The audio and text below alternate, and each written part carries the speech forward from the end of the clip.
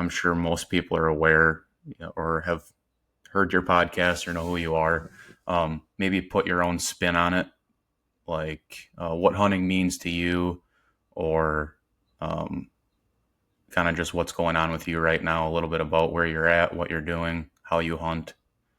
Maybe take that spin on it instead. Okay, that'll work.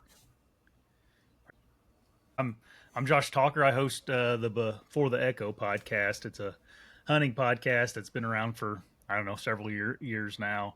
A lot of people may know me from the Hunting Beast. I used to work with Dan Infalt awful lot on the Hunting Beast, and we actually started the Before the Echo podcast together. Still hang out and talk to Dan a lot. Actually, we're going on a hunt this year together. So um, yeah, I really focus on my channel on a few things, and that's God, family, and deer hunting for the most part. I'm very much just kind of a DIY deer hunter. I've never really hunted any outfitters or anything outside of some buddies' places that they can hunt out of state.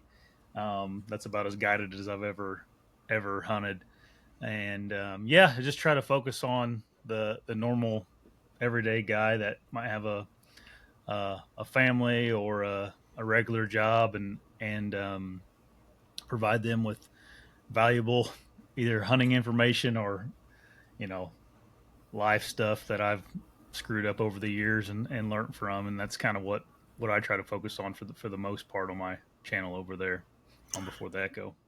And I know I've followed your channel for a couple years now, and that's what attracted me to your channel, at least, was just the realness of everything.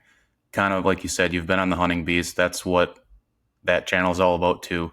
Mm-hmm. Um, just not trying to add any fluff or try to be more than you really are. Just show it how it is, show the struggle, show what all goes into the hunt and the process. And on your channel or in your podcast, I know it's kind of nice that you don't try to be an expert. You kind of have on people that are so-called experts, and you kind of just have a fun conversation with them. And I think that's really attractive to a lot of people, and I think that's why you've kind of grown as a channel. And I guess that's that's kind of what it should be. But I think the podcast space and is getting very saturated with a lot of people that maybe outstep their bounds as far as um, being experts in the tactic talk. And I Yeah, think it's kind of a breath of fresh air to kind of just whatever you talk about, and kind of an organic conversation. yeah. Well, we talk about tactics quite a bit, but it's I don't know after 212 episodes or however many I've done, it's hard to keep talking about tactics. If there's something that's relevant for the time frame that we're in, or a unique guest or anything like that, I'm all about talking tactics. But you can only talk about where bucks bed and that kind of thing so many times before you're like, man, let's talk about something else for a little bit. So I try to bring in all aspects of life to the conversation on the podcast, whether that be with my buddy Patrick or whoever comes on, and talk a little bit about you know or deer hunting for most folks is it's only a portion of their life. There's a lot else going around in people's heads, and it's kind of fun to get into that and how people uh, go about life, especially successful people that seem to have things figured out. Yeah, and you definitely have a lot of life experience. You were young at one point. You hunted a lot more than you had other life obligations, and I feel like that's probably shifting for you a little bit now. Yeah, And that's kind of a big reason I wanted to get you on, just because I followed your channel. I've known kind of your shift as far as maybe not philosophy when it comes to hunting, but maybe life wise. Having younger kids now, hmm, and how that's kind of changed your perspective on hunting or your schedule. Um, and I kind of want to maybe touch on that a little bit, dig into that. Maybe hunting on not as much time, because I think I'm kind of transitioning to that point in my life. Like I'm getting married here in a month. hmm, Um, Things start getting busy more. It seems like every year you have more obligations, and hunting just kind of takes a back seat.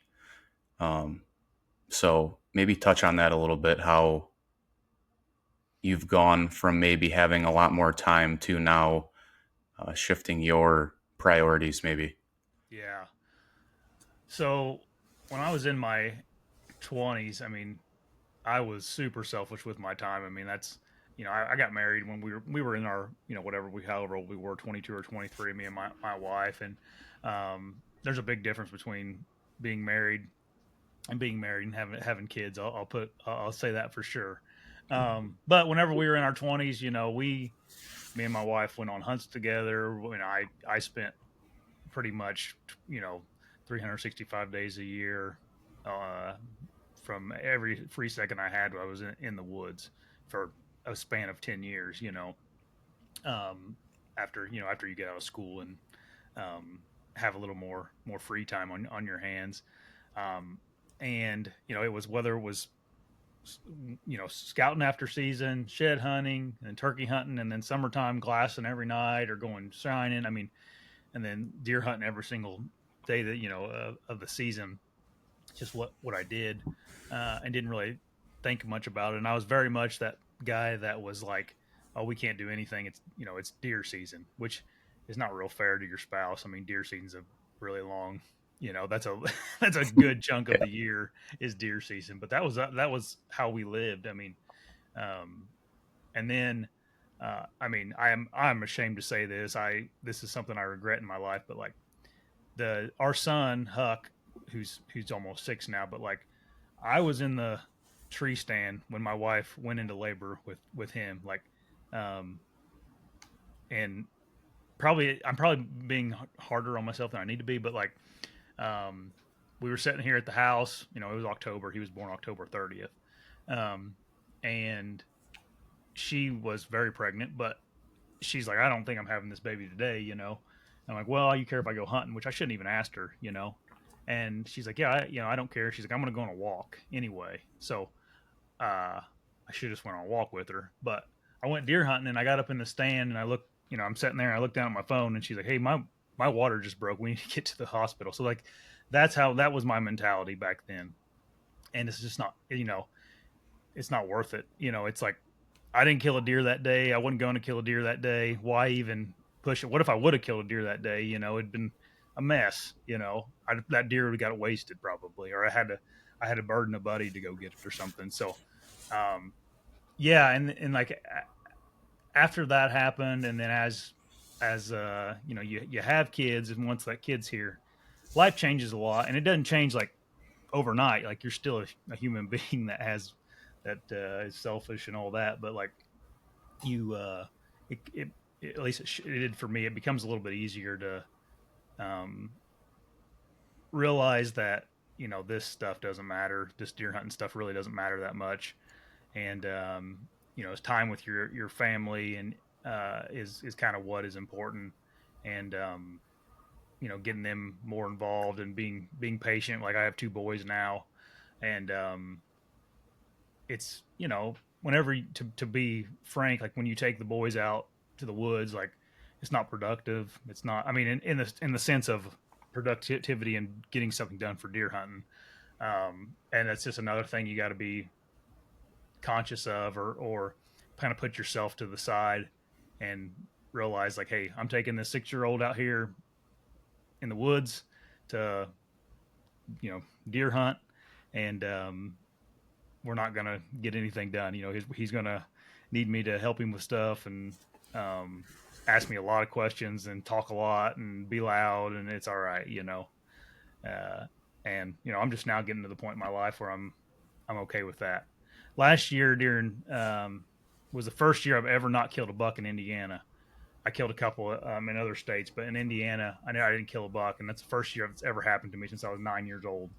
And you know what? At the end of the season, it was like, nobody cares. It's just Yep. me that cared about it. So this year was a kind of a welcomed unsuccessful year for me. Not that it was unsuccessful, but as far as feeling a tag, I didn't feel a buck tag in Indiana. And I think that's important too, because you're kind of talking about like getting your kids into it and kind of sacrificing your time. And there was somebody that probably did that for you when you were young or that age. So you kind of maybe take a step back and think, well, I'm being that person that I looked up to, and kind of realizing that that's just part of, and how that's how it goes. That's like the transition of things. When you're younger, being able to be out there 24/7, learn what you need to learn, hone your skills, get your Rolodex of information, and all that stuff squared away, so that when you get to this point, I think it's just the natural progression of how it's maybe supposed to go. Yeah. Because I hear the same thing from a lot of people when talking to them, and that transition to getting to hunt less, and they have all these regrets maybe during that transitional period. But I think that's just needed to just be able to make that move, maybe. Mm, Um, so when talking about that limited time, is there anything that you do differently now? You kind of touched on certain things, but like to go more in depth as far as like how do you schedule your hunts maybe now, um, knowing that you might have a ball game to go to, or yeah. parent teacher conference, um, Yeah. something with your a wife's work party, anything. Yeah. Or just putting the kids to bed at night. Like, yeah, Yep. it's something every day. I mean, it's, every time you're not here or at home with your kids or your wife, you're missing something, or you're not helping with something, or, whatever the case may be. And yeah, so I used to be the guy that was like, very much so, I'm just going to go hunting. Like the deer moving today somewhere, one of them's walking around right now. I'm going to go try to find where that guy is. Um, and I don't do that as much anymore. Like me and my wife communicate a lot during season about like, okay, what nights this week do you want to go hunting? And I will, I've never been like this, but I'm like, okay, let me look at the forecast. Let me look at days that are going to be, um, whether, pressure's going down, or all like these deer apps that you can use. Like I think Spartan Forge has one, the juries have one where it kind of gives you those days that might be better to go. Like I utilize those now, and they're whether they work or not, I don't know, but there's probably something to them. Um, but like if I only have 3 days this week, I can go hunting, which is a lot for some people. Some people get 3 days all season to go hunting.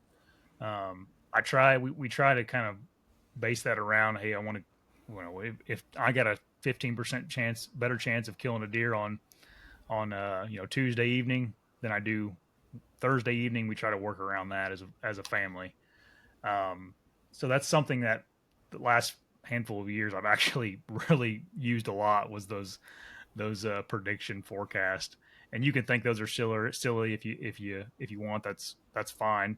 Um, it's just for me and the family, I don't want to waste my time out in the woods, away from them. So I have been paying more attention to that stuff. Hunting on different moon phases, or uh, the the right moon phase, and it just is what it is. I can't hunt every day anymore. It didn't matter to me at one point in my life, because it didn't, it was irrelevant, because I was just going to go hunting anyway. Uh, Same with trips out of state. I used to just be like, I'm going to go whenever I want to um, Kansas, or I can just go back now. I used to go wherever, name the state, and I'd be like, I'll just go again. I'll just, if I don't kill one in early season, I'll just go out there in the rut. And now it's just like, now I just go in the rut when your chances are uh, are higher, in my opinion. Some people disagree with that, but that's kind of what I do now. Just And keep yeah, yeah, for sure. Um, I think, and that's the thing, like looking ahead at the forecast, like you were talking about, you might get it wrong. Forecasts change on the daily, it seems like now. Um, but it's your system and it works for your family and your situation.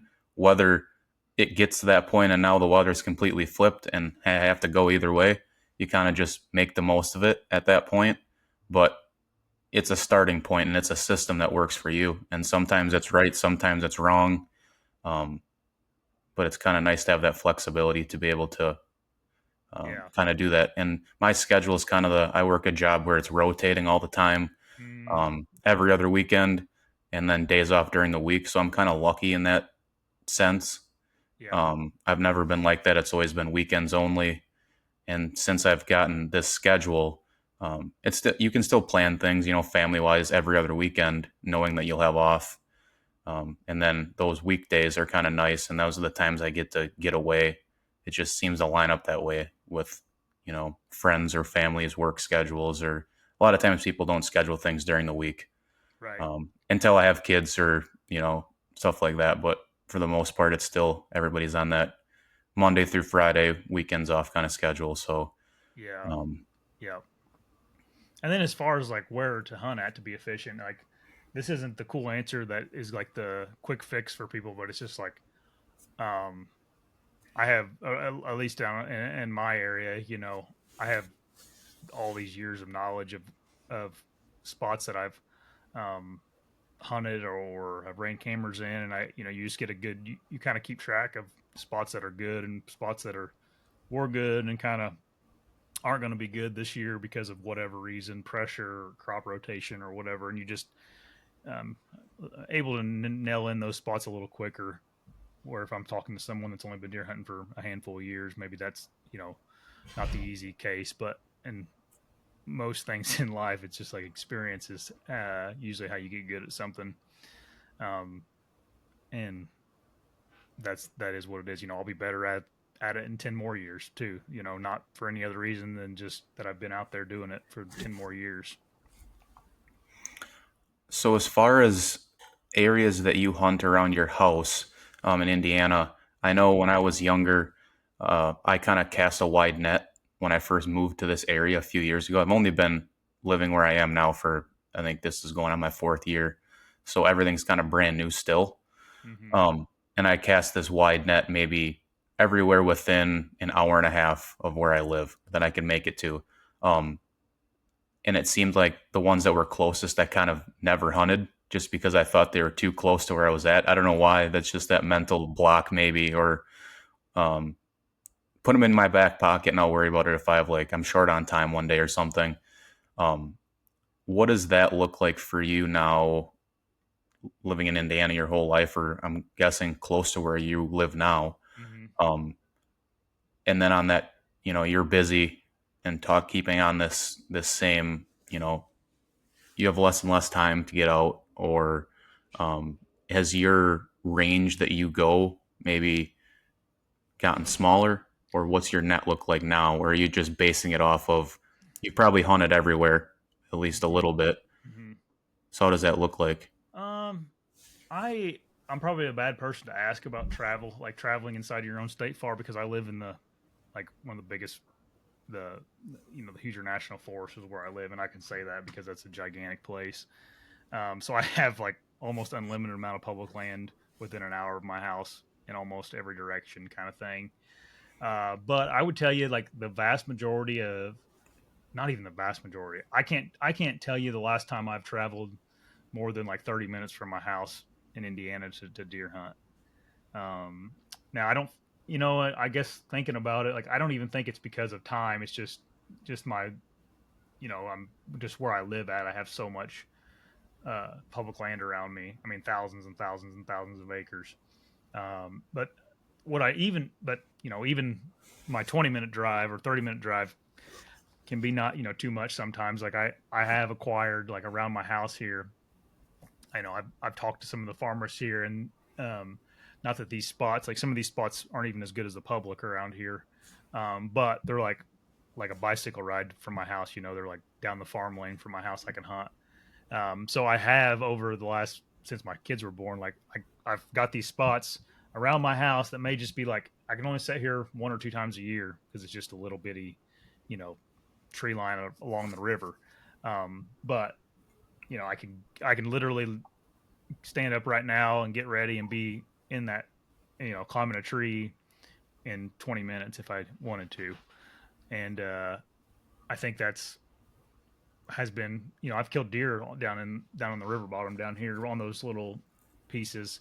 Um, I killed one with a longbow a few years ago on the river down here, and it was literally like 4 o'clock, and we weren't doing anything. We got done doing something early. I can't remember what it was, and I was like, "Hey, you care if I?" To my wife, I was like, "Do you care if I run down there and just sit for an hour and a half?" She's like, "No, go ahead." and then I killed a buck that night. If I would have had to drive in 30 minutes, it wouldn't have worked. Um, so yeah, finding some good spots close to home is definitely a plus.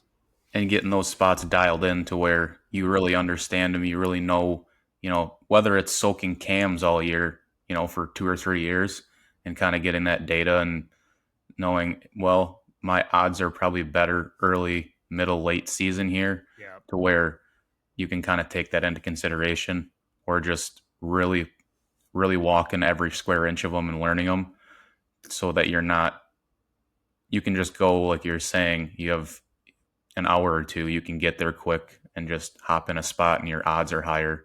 Versus, it seems like a lot of the spots, at least where I'm at, being new, a lot of it's scouting until you find the spot, where yeah, those days where you just don't have the time, you can't really do that.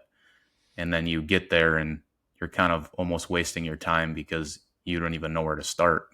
yeah, So maybe saving those situations for days you have all day, um, just something to think about for people, I think. yeah, for And sure. just been able to organize that, or have all, however you organize your spots, your pins or whatever, maybe take that into consideration. Yeah, I think that's Um, good. Good point. so then maybe talking about your out of state trips, you talked about it a little bit. Um, how do you go about, maybe you don't probably take 2 week trips if you ever have anymore. Mm-mm. It's probably starting to get to, a long weekend, Yeah, or trying to be a little bit more efficient with those. Maybe you can fit in uh, 2 or 3 different out of state trips a year if you only take 3 days. Like, how do you kind of cost benefit the week versus 3 days? yeah. So yeah, like I go down and hunt Tennessee with a buddy of mine, and those will just be like weekend trips, long weekend trips, and um, you know, I guess Southern Indiana is a nice place to live because I can kind of be in a lot of states pretty fast. Like I can be in Ohio in an hour, I can be in Kentucky in an hour, I can be in Tennessee in 4 hours, and um, so I am blessed where I live to where I can be like I'm gonna go hunt with Johnny over in Ohio, and I'm an hour and a half from his cabin, so like I can just buzz over there uh, on a Friday and be there for an evening hunt if I want to. Get done with work early and buzz over there and hunt, and then hunt the weekend. So like some of the out of state trips or some people's in state trips would be like you were saying driving an hour and a half. I'm in a different state where I'm at if I drive an hour and a half. So Illinois, Kentucky, all that stuff. I'd be in any of those states if I drove in that direction an hour and a half.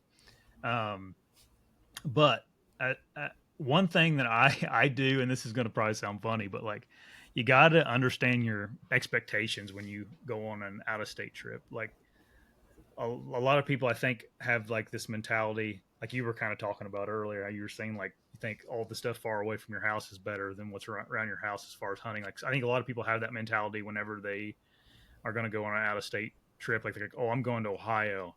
There's going to be big deer there. I'm going to shoot a 150. Or I'm going to go to Kansas or Iowa, and I'm like, there's big deer there. I'm going to shoot a 150. And it's like, man, you might like there's a chance, but you also might shoot one in your backyard too.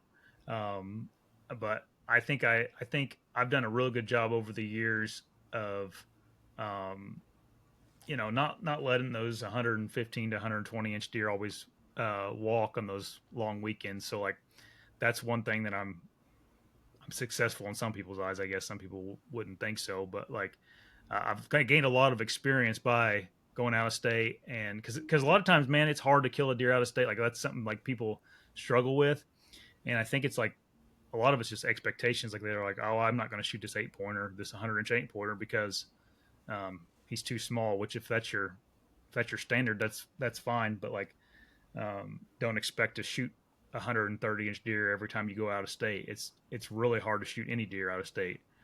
So like when I was younger, I just gained all this experience because I was not passing the 115-inch 8 pointer. So that's one thing that I think like if you're starting to go out of state, like be okay with filling a tag on a deer that um, is to in some people's eye maybe subpar, but like it's really important to get some deer under your belt and figure out you know how deer use different states differently, different terrains, different conditions.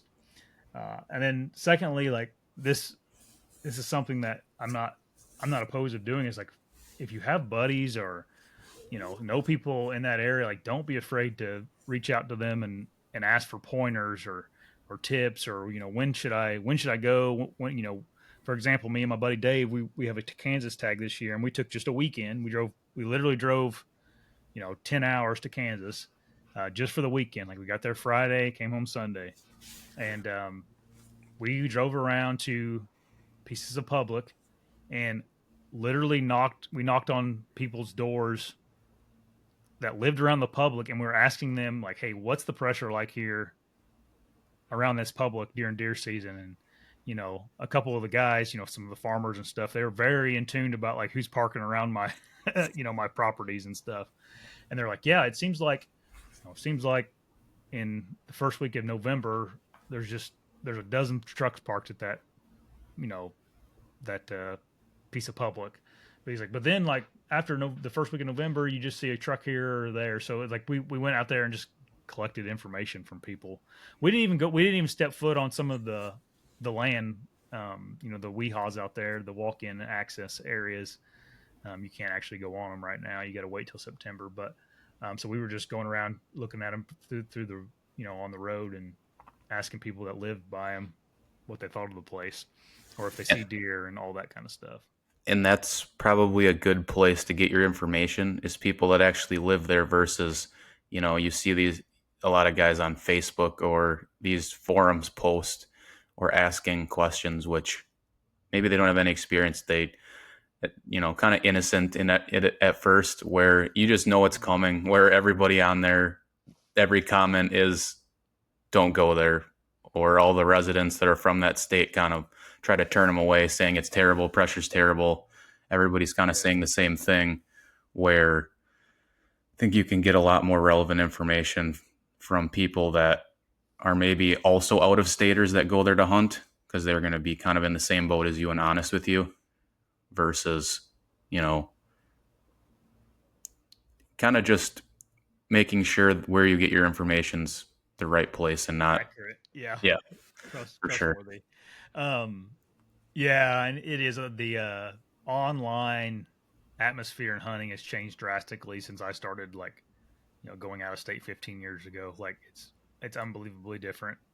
It's almost kind of shameful to talk about some of these states or mentioning that you had success in anywhere really, which I get it, but um, I think it's hard to be like being in the area you're hunting and talking to like locals, whether that be at the my buddy Dave, who I hunt with, he's like really good at this. He's a salesman too, so maybe that's why. But like he's really good at um, being interested in everybody that's around him, and like because of that, he is very good at getting information on deer hunting from people or getting permission on lands. And I learn a lot from him whenever I'm like going out of state with him because like he has no hesitation on knocking on someone's door and talking to them. And I mean, the one guy we knocked on his door, and like I think it was Dave went up there and talked to him. And I was just in the truck, but like the guy was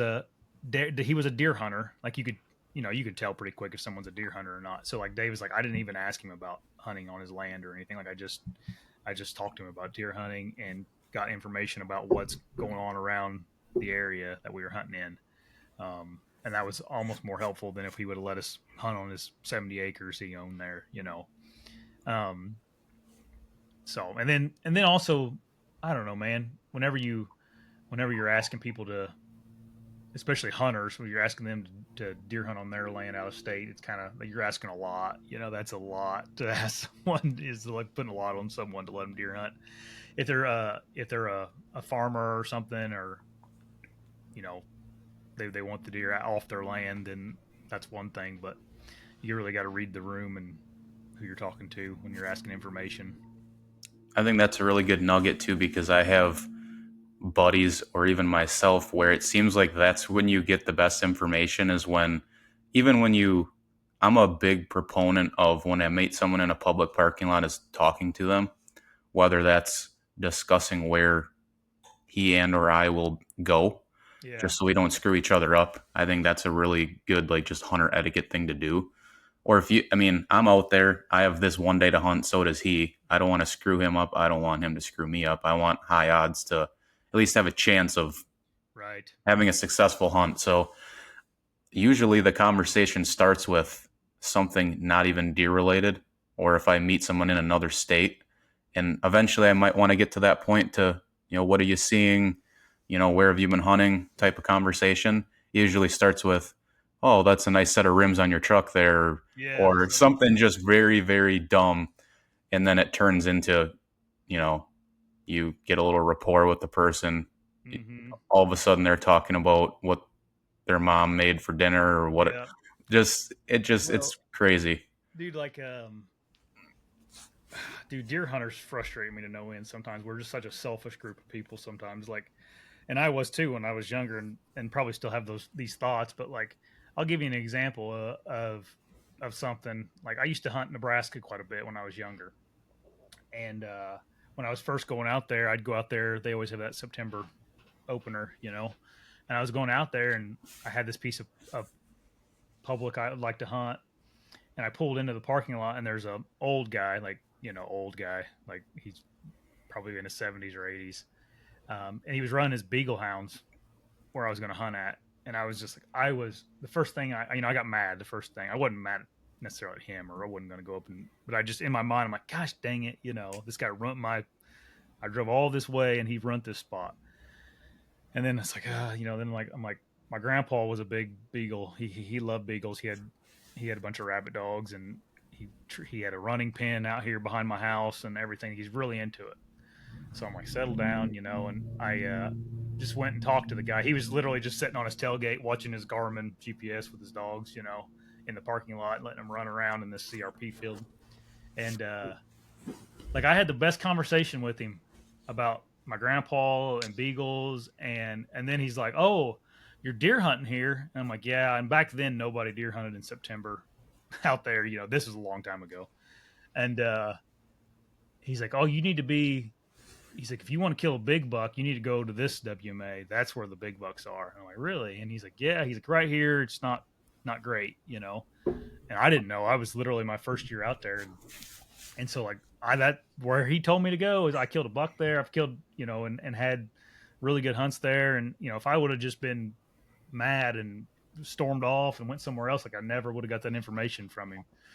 Um, and the same thing with, like, well, this same area actually.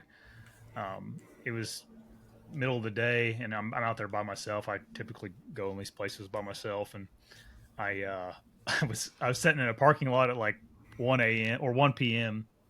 It was like 90 degrees outside. I was trying to get motivated to go to the woods, and a conservation officer pulled up to me, and I was like, "Oh man, like, I don't want to deal with this right now." Not that I was doing anything wrong, but um, he's like, "What are you doing?" And I was like, "Oh, deer hunting." And he's like, "Nobody deer hunts this time of year." Again, this was a long Yeah. time ago. And then the same thing. We had this real good conversation, and he gave me some pointers, and some conservation officer pointers. They seem to sometimes just give you a very broad paintbrush answer, because I'm sure they get asked all the time about where deer are. But, like, and then all of a sudden, me and him were buddies, and he gave me his number if I had problems and Hmm. all that stuff. So, um, and I think, that's all out of state stuff. But, like, inside of your own state, people get so aggravated with the pressure on public land now. Um, and, like, it's everybody just wanting to go hunting. They're just wanting to find a place to hunt, and we're all in the same boat. Most everybody is, they've got kicked off of their private land because it got leased or got sold, or it got developed, or and we're all just out there trying to get a deer in the freezer or shoot a deer, and um, we may not all be out there for the same reason. Maybe a guy wants to go shoot a doe, or someone's looking for the biggest buck in the woods, but, like, it's it's not going to do anybody any good to get get mad, you know, and I've made some really good friends over the years just because I bumped into them in the woods around here. You know, guys that typically you're like minded. And my buddy Jordan, I met him a couple years ago. We hung a trail camera in the same area. You know, both of us did. Now we talk on the regular about deer hunting.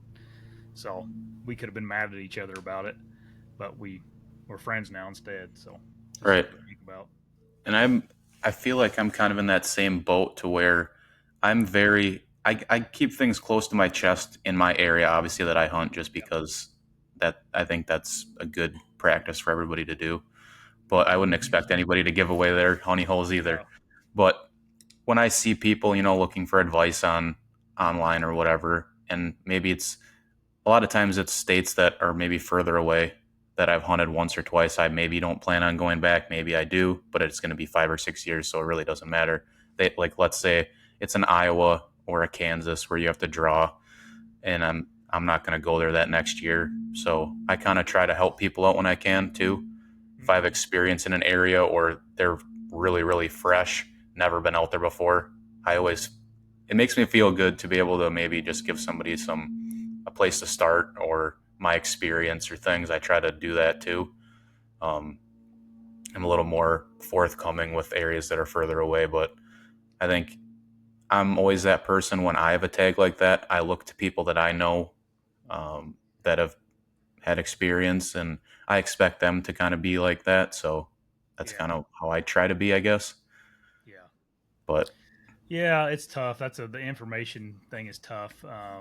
I just get kind of overwhelmed with it sometimes. I mean, especially for out of state stuff, I get a lot of messages about, hey, where do I need to go?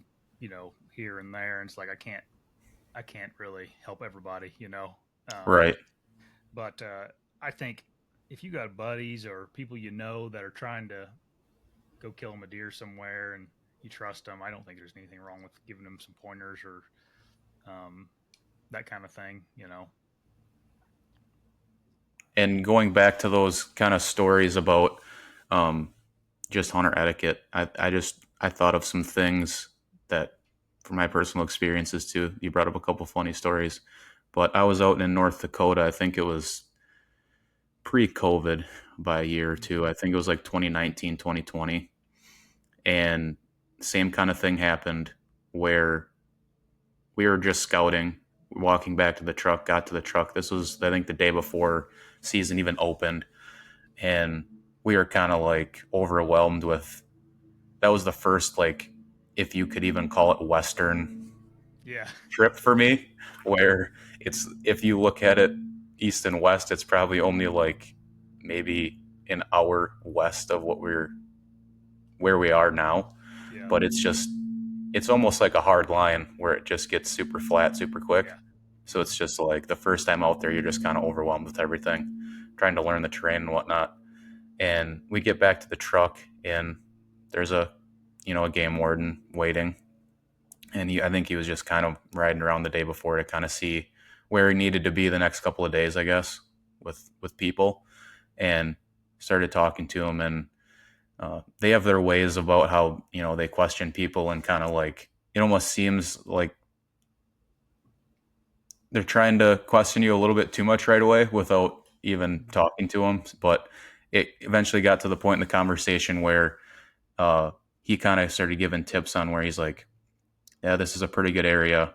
We kind of got lucky that we found a decent area. He's like, yeah, you need to, or he recommended we stay there. He said it's kind of overlooked spot, whatever. And it was kind of nice that he kind of gave that away a little bit. And he's like, yeah, most guys are going to hunt here. Most guys are going to do this. I've seen this over the last couple of years. You want to stay here and focus here because I think you guys got a good spot or whatever. So, Yeah, and then I ended up killing a deer first day there. The next day, it wasn't a big deer, but I wasn't out there for anything big, so heck it yeah, kind of worked out. But it was kind of cool how that conversation went, and kind of inversely this year during turkey season, opening day, um, I had a couple birds roosted, and I was I didn't have none of them were too like dead set like this is the tree he's in, but I kind of had a rough idea, So I was pretty confident going into opening day, and maybe I'm too nice of a person, I think sometimes, Mhm. because I just don't like confrontation. I'm the Yeah. person to like end a fight or a confrontation and not start one.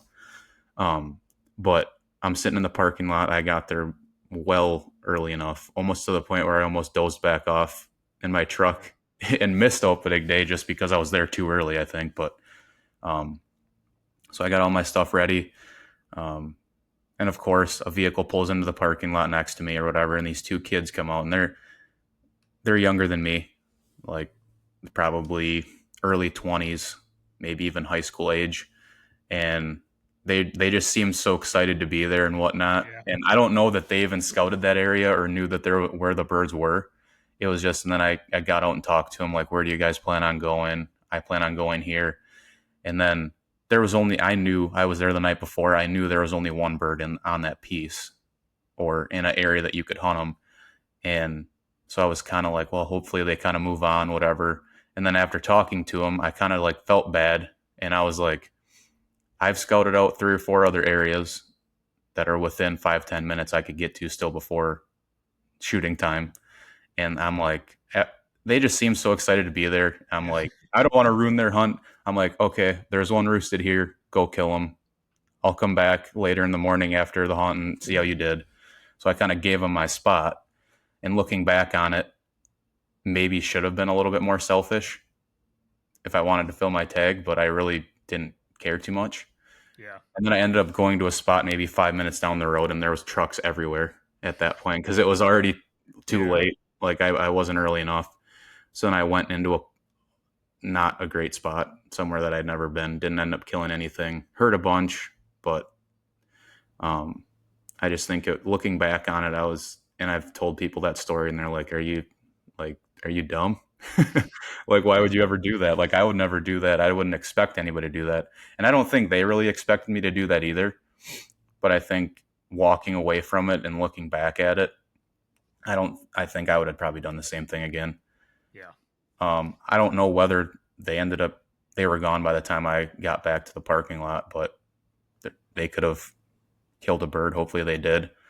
But I think it just made me feel good to be able to do that for somebody else. And I think as I get older, and you're probably in the same boat, um, I kind of talked with Jake yesterday on our podcast about um, what you get out of the hunt. And as you get older, even though we're not very old, uh, just seeing other people's success Hmm. versus, and I'm sure you're getting to that point with uh, your kids. If they get to the point where they're going to start hunting, it's going to be all your focus is going to be shifted on getting them on deer and getting those experiences for them. So when I see someone, I'm kind of in that transitional stage where a lot of people that I see out are starting to be younger than me. Hmm. So I just want them to have a good experience because those are the people that are going to, you know, keep the sport and keep everything going so that I can do it until I'm dead, I guess. Right. So it's always it's always that younger generation that I feel like I'm obligated to give a good experience, even though it can create issues or a lack of fun for me. Yeah. Well, I think you're going about it in a good way, man. Because if those kids would have had a bad experience or not had fun, and who knows, maybe they'd have not been so apt to come out next year, and then all of a sudden we got two less hunters in the wood. Hunters to one day this is going to be gone. I mean, It's a it's just snowball effect. Like it it, is. It's like it's just it is what it is. Um, I think we got to be mindful of that, as especially guys that are experienced and um, you know, for me, if I don't kill another deer in my life, it's not like it's not gonna it's not going to change the course of my life at all. I think we got to kind of keep that in mind, and maybe if we can give someone a pointer or something that's going to make their experience in the woods better and create a hunter that's going to then teach their kids one day and keep the tradition going. I think that's a good thing. yep. Kind of. not that it leads into it too much, but I wanted to talk to you before uh, we wrap all this up eventually about. I know following your channel, you've been more inclusive about your faith Mm-hmm. and doing a lot of more. You do full blown episodes on scripture and just talking about certain things. I kind of maybe want you to talk a little bit about that. How maybe you've gotten the reason why maybe that wasn't part of the podcast earlier, and maybe that like almost obligation or how your mindset kind of shifted to, hey, I have an obligation to maybe share my faith and get that out there and be myself. Whether you're probably like that behind the scenes, but maybe that didn't apply to what you wanted to get across in your channel or on your podcast, but now you're kind of feel that obligation to Yeah. talk about that. That's a good question. Nobody's ever asked me that before as far as the not doing it earlier.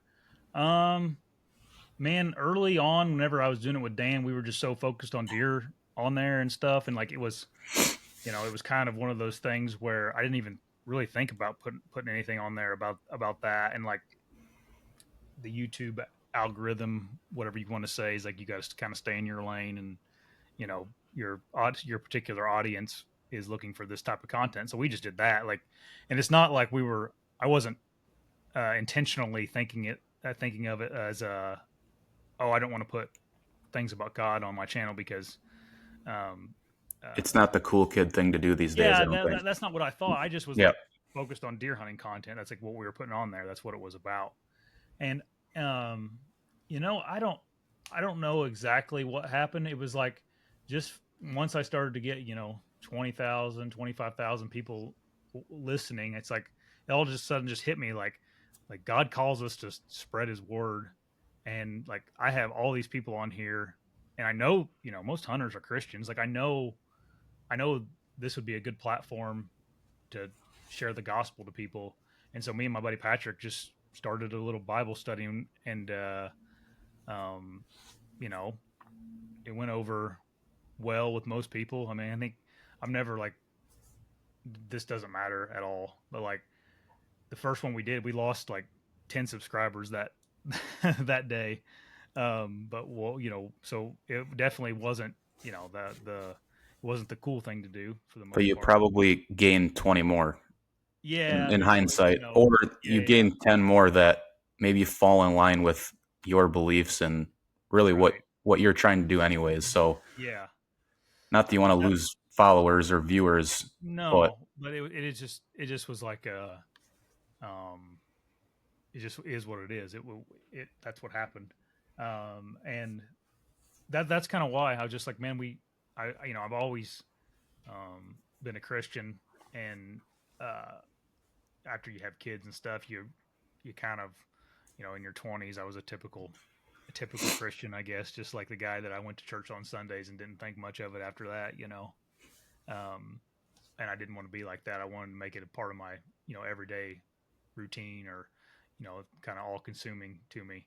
And so we started doing that. We actually kind of gotten away from it a little bit. I mean, we still talk about God, me and Patrick do when we're on together, but like to have a structured study, we haven't been doing that lately. Um, so we've been working on getting a plan together to do it again, or me and my wife will do some of them.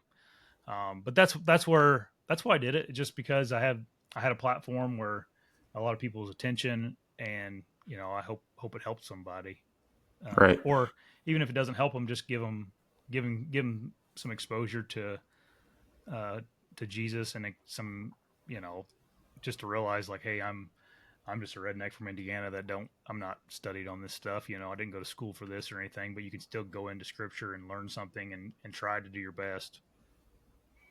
And they can maybe see a different side of you. Hmm. It's natural to, when you open up and talk about your feelings, a lot of it's not the masculine thing to do. No, And right? it's like people see a softer side of you, or like what you really care about and your priorities. Yeah. And as far as I don't have a big platform. I'm just starting this podcasting thing, but that was a goal of mine is um, being not focused on faith, but being faith based Hmm. and at least incorporating it in each episode. So like in the intro, I I want to have eventually get to the point where viewers submit a scripture verse or Hmm. something or a testimony with their faith, and I want to shout their name out and give their testimony or their scripture and talk about it for maybe even 5 minutes leading into the podcast, where the podcast will be mostly focused on hunting content, but you have that little bit of a couple minute of devotion or just kind of thinking about that weekly, to where if you don't care, you can skip it 5 minutes ahead and listen to the hunting part. But Yeah. most people, like you said, hunting and faith kind of are very closely related, to where I think a lot of people are busy. For me, anyways, it's something for me even to just be thinking about that and digging into scripture a little bit each Hmm. week and just giving me an excuse to do it, because Yeah. just being so busy and just not No, doing it as much as I should. yeah. Well, it's not that. I mean, you're right. We're busy, but like, it's probably more of a priority thing. Like, I mean, Yeah. if we looked at my, you know, for some reason I have 3 hours a day to be on my phone, but I don't have an hour to study, the Bible Right. or pray or whatever. Um, so I think it's more of a priority thing for most people. And I'm not like, it's hard for me to sit down and study something or read a Bible or read a book in general, not necessarily just the Bible. I'm just like not a big reader. Like, so it's a little bit taxing for me, and I've gotten better at it. That I've kind of focused on it, and I now enjoy it a little bit more. As far as the process of just reading and sitting down and studying something. So you gotta find the time to do it. Whether that be Right. getting up an hour early or getting rid of Instagram on your phone or something. Yep. So the last thing I wanted to talk to you about before we wrap this up is, um, I'm like a gear junkie. Oh So yeah, I I am always buying. I'm always selling. I'm always trying same here. something new. I I could love something 1 year and I won't stick with it, and I'll try something the complete opposite the next year, and that Mm-hmm. usually hurts me. But um, I'm kind of want to talk to you about, because I know you've been a tree stand guy strictly before, and you've kind of transitioned to strictly saddle. Now you're kind of hybrid, like everybody Mm-hmm. seems to be doing now, and has found a sweet spot between the two. I've kind of in that same boat. I've always been a tree stand guy, and then the last 3 years I've strictly saddle hunted, and then I had a bad experience last year saddle hunting, to where I'm just stubborn, and I Mm-hmm. talked myself into the fact that it cost me too dear. So now this year I'm strictly going neither, and I'm going all ground Oh, hunting. nice. So, which I've done in the past. I've dabbled. I've killed deer off the ground before, but I've never fully committed to it. So Yeah. this year I'm just like fully committing to that's all I'm doing, so I can really hone in my system and my, you know, get all the little tweaks and everything set in that system, and not Mm-hmm. having to set up stands and pull them down. Because with this year, just, scouting until you find the spot and being ultra mobile and just being able to, it's dark out, I can just leave now and not have to pull down stuff and put it back up. Right. It's Yeah. just, before I learn the areas, and until I learn the areas really well in my area, I think that's just the move, is to just be on the Yeah. ground and be very minimal. But Yeah. maybe kind of talk about your system that you run now, and kind of, you don't have to go full blown. You've done videos saddle versus tree stand before. People can go check those out on your channel, but um, maybe just talk about your system and why it works Mm-hmm. for you. Okay, so I can use whatever I want as far as a tree stand or a saddle. And the last few years, like I've just been saddle hunting. Like I could grab my stand and stuff, and I've uh I've just pretty much stuck with my saddle and platform. I use Latitude gear, and just to be upfront with you, they sponsor me, sponsor the podcast, but um I the clause in my contract is that I can still use hunting beast gear if I want to, Dan stuff. And uh, but man, I just every time that I have that profile platform from Latitude, and it's so compact as far as how it folds down into itself. Um, I just love that thing. You can keep it in your backpack, and for us here in the hills in Indiana, your hike, it's a hike anywhere you go. I mean, it's pretty unavoidable. You're going to have a rough hike in.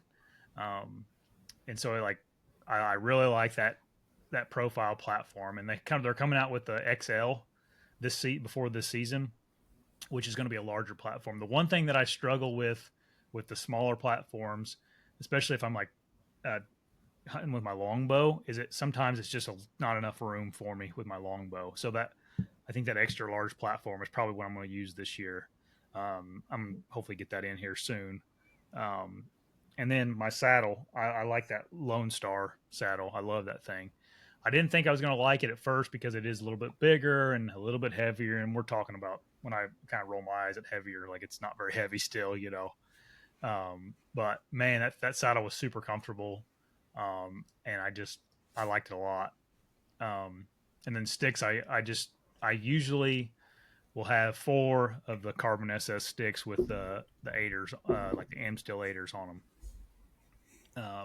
They pack together real nice and are lightweight, and they're real sticky. They stick to the tree real well, and I mean, whenever you have those things stacked together, they're like this big, and you can strap them on my pack and go. So that's what I've been using the last couple of years is that exact setup.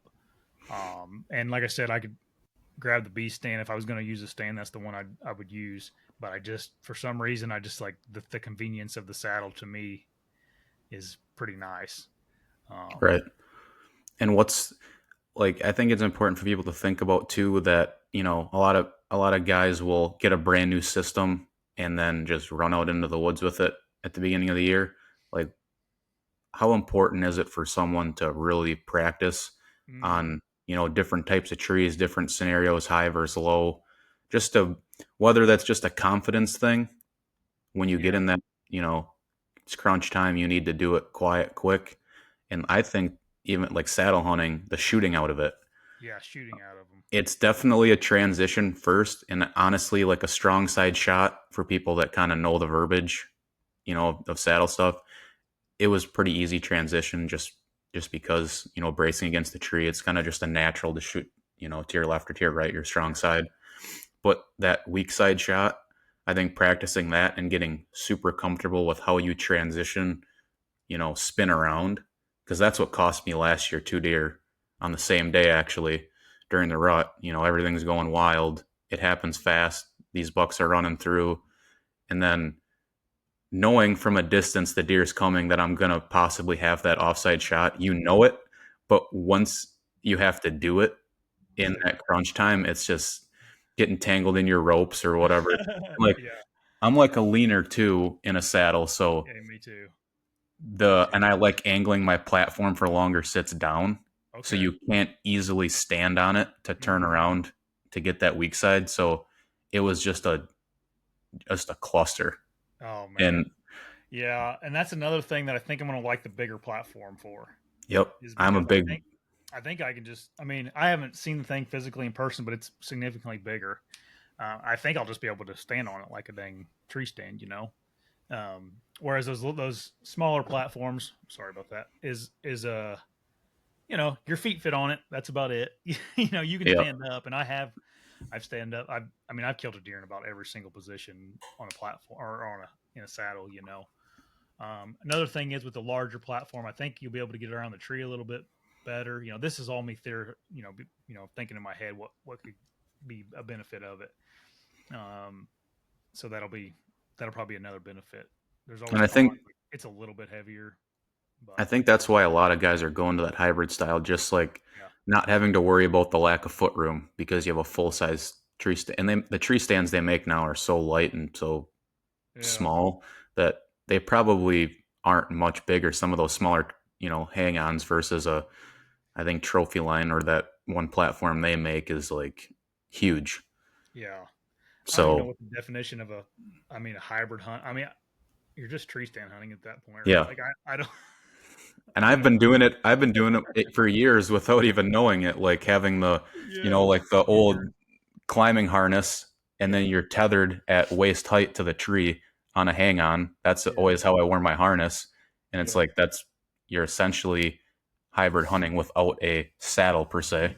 just a I different mean, harness. my dad uses the beast stand in a latitude saddle, and like, Yeah. is he hybrid hunting? But he just sits on his butt the whole time. Like he does not saddle hunt Yep. out of it. You know, he He just never would call it hybrid hunting. He just he calls it wouldn't call it hunting. anything. He does. Yeah. He just does whatever I tell him to do. You know, whatever I think is best, and he's like, I Yep. like that, so that's what I'll do. He don't. You know, he's not on the saddle hunter form looking at this stuff, but.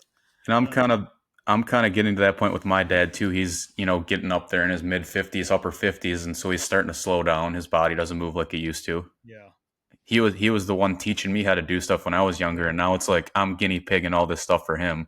I'm yeah. like, Well, it's so much different than it was back then. I mean, crazy. yeah, So it's the if I had this equipment when I was your age, how many more large deer would have hit the ground is what I usually get from him. But probably um, none. yeah, Probably doesn't matter. probably yeah, um, but yeah, I'm getting ready to do a video here. I got a hunt, and we're going to go down to Tennessee in the velvet hunt, and I'm trying to get my stuff together before then. So I'll probably do a video on my channel of my complete setup, ropes and all. Um, so that'll be if you want to look for that. yeah, Won't be much different than years past, but maybe a little bit. yeah. And anybody listening, that's your hint to get your stuff figured out now. Season's Yeah, rapidly approaching. It yeah, seems that's like what. every year it just Yeah. gets everybody's in the same boat where you say you're going to get all this stuff ready, and then it just is the same thing. My goal is always like by the end of July, I want to have everything ready to go for season. Yep. Seems maybe early to some people, but like, man, it's just when you got to order something, or it's always something you don't want to be doing it. Comes to like September 20th, and you're trying to screw around with stuff. Yep. And for me, anyways, I have a wedding in a month, so it's Yeah, pretty much I have to have all my stuff done now because it's crunch time for that. So I'll yeah, probably be ill prepared for the year, and it's going to be a little rusty at first, but we'll make it work. that's all right. Um, okay, to wrap this up, why don't you maybe give the listeners that are aware of your stuff already, just kind of shout out your where they can find you, and maybe a little bit about what's in the works for this year. If you're going to do anything different, channel wise, podcast wise, Mm. what that kind of looks like. Yeah, so over on the Before the Echo YouTube channels where you can see most of them. The podcast is also on wherever you can find podcasts. It's uploaded there too. But yeah, we got a lot of. I mean, I've really been hitting it hard with the podcast, trying to get real good guests for you guys. We got some good ones coming up, even this next couple weeks. This deer season, going to try to do more, just kind of weekly updates on the podcast about what's going on in the deer woods, and try to do a better job of following that along during the season. It's not just a podcast channel. There's all kinds of stuff on there, videos, even some fishing stuff, and yeah, that's kind of where I'm at right now. It's going to be very gear heavy, which some people find annoying and some people love. So Yep. right now, it's just I kind of talk about whatever I'm doing at the It's the particular time. necessary evil in the off season, I think. Yeah, yeah. So lots of gear stuff, lots of stuff that maybe you wouldn't even be thinking about. Like I got one about coolers coming up because I've been thinking about coolers a lot for some reason. I get on these kicks with gear, Hmm. trying to get a new Yep. cooler. So I'm gonna do a video about which cooler I ended up getting, and yeah, that's about all it is, I guess. Cool, cool. Well, I appreciate you joining me. We talked about some good stuff, I think. Yeah, Hopefully somebody got something out of it. If not, hopefully it was entertaining at the very least. yeah. So, Appreciate you asking me. yep, everything as far as your channels, I'll put in the description of the Cool. podcast so people can find you. Appreciate your time today. Yeah, and let me know when it's up, and I'll share it around. Sounds good. All right, man. Thanks. Yep, have a good day.